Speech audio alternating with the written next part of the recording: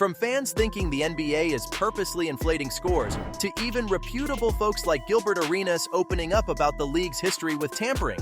Here's the real reason why NBA players are able to score so much. Now, a quick look at players like Luka Doncic and Devin Booker's scoring rampage reveals that something is definitely up. I mean, there was a time when reaching career highs like that of Joel Embiid was something fans rarely got to see. But now, every other night, it's like some player is breaking his own previous record. It's got to the point where folks are beginning to doubt that it's just the players that are good. I mean, don't get me wrong, we're probably in an era of the NBA with the most superstars and talented players. But even then, it's hard to accept the sheer meteoric rise in scoring in recent years. When you consider that Doncic, Towns, and Embiid all recently achieved career highs, things start to feel a tad suspicious. Even Devin Booker's been playing amazingly, and the only reason why he doesn't join the list of recent career high scorers is because he once scored 70. So what gives? Well, as it turns out, the answer isn't as simple as you'd think, and some fans have begun speculating that there might be a conspiracy at play. Now, before you start tuning all this out, take a second to consider the recent streak of high scorers, and how the NBA has always had a history of being kinda rigged. It's not surprising why some fans don't exactly trust what they're seeing nowadays. They're surpassing the likes of the NBA's golden age from a decade or two ago. Some fans think it's gotta do with what they're calling the points for profits conspiracy. Apparently, this involves the NBA secretly adjusting the ball's physics. What is the point of doing all this? Well, it's because it leads to them carefully manufacturing high-scoring games, boosting ratings and engagement that much more. These lighter basketballs just bounce a lot easier, making all those high scores a very common sight in the NBA.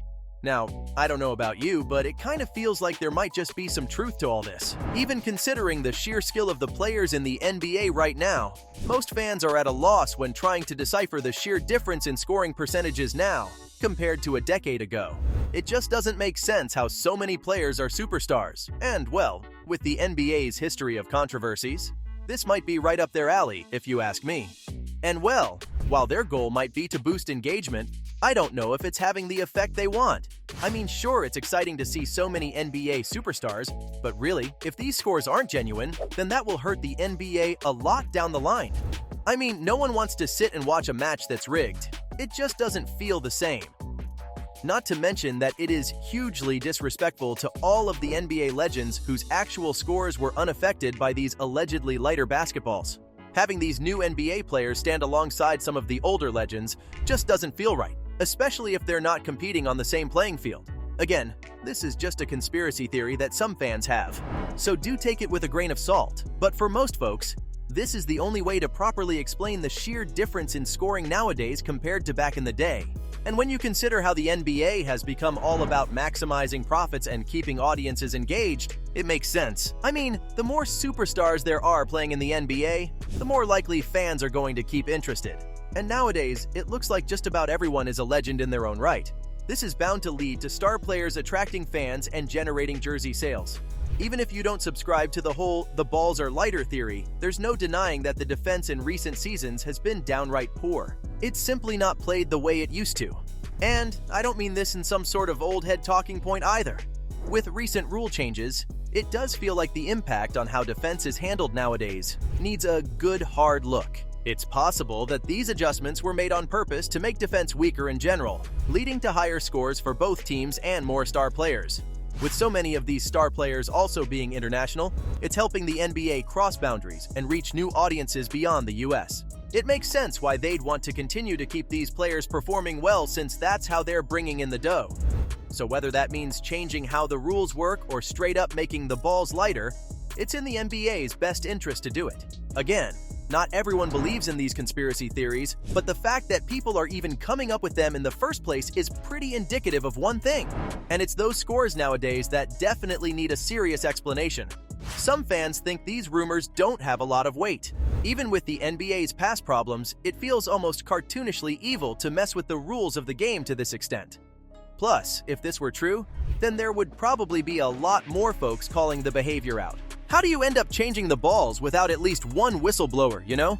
But even beyond that, chalking it all up to conspiracy theories is kind of doing an injustice to the players we've got in the league. There is some seriously great talent in the NBA right now. You have players topping charts like crazy. It is just that shooting is a strong suit for the current players. You've got skilled players with a higher pace, and even the average players are taking an average of 5 threes per game like it's nothing. Considering all that, it does feel like the NBA is just in an era where higher than normal scores are to be expected. Some fans have even compared recent scoring trends with those of the late 50s and early 90s. It turns out that even back then, folks used to score a lot more, so it's not exactly something that's unheard of in the sport. But then again, it could just come down to defense being less of a priority for players nowadays too. But there's another thing that I've just got to address, and that's the NBA's traveling issue. Traveling is when a player takes too many steps without dribbling the ball. And well, ever since the NBA's existence, this has been an issue that persists.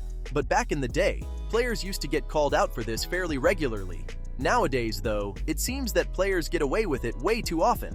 Some of this has to do with the fact that the league has loosened up the rules regarding this over time. This means that offensive players are able to make a lot more moves before they're expected to dribble the ball. I'm sure you remember when LeBron James became the laughingstock of the NBA for calling his obvious traveling attempt a gather step. But nowadays, it seems that the definition of the gather step has become so vague that players can easily travel as much as they want. It's why we've got so many step-back jumpers nowadays who get away with those extra steps, even though they would have been called out for this a couple of decades ago. When you couple these loosening rules with the generally lesser focus on defense and the talent of the players currently in the league when it comes to shooting, then the higher numbers start to make a bit more sense. But still, not all players are convinced, and some still think that a conspiracy is at play, at least in some capacity.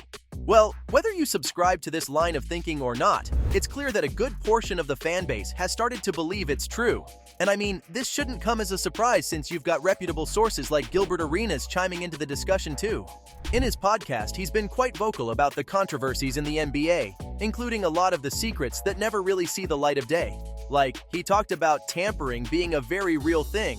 Now, the rules around tampering have changed for decades and even now remain some of the league's most controversial. They're not really enforced, but you can expect to see a pretty hefty fine when they are. Essentially, the NBA states that an owner, executive, or coach of any member of the organization may not speak with a player signed by another franchise, to convince them to join their team and change sides. You can probably see how this is a rule that's ripe for controversy, and that's exactly what Gilbert talked about in his podcast. It's made people see that if controversies like this can exist in the NBA, then maybe some other ones, like inflating player scores for audience engagement, might not be too far off either. What do you all think? Could the reason behind the recent high scores in the NBA have to do with rigging? So, from fans thinking the NBA is purposely inflating scores, to even reputable folks like Gilbert Arenas opening up about the league's history with tampering, this was the real reason why NBA players are able to score so much.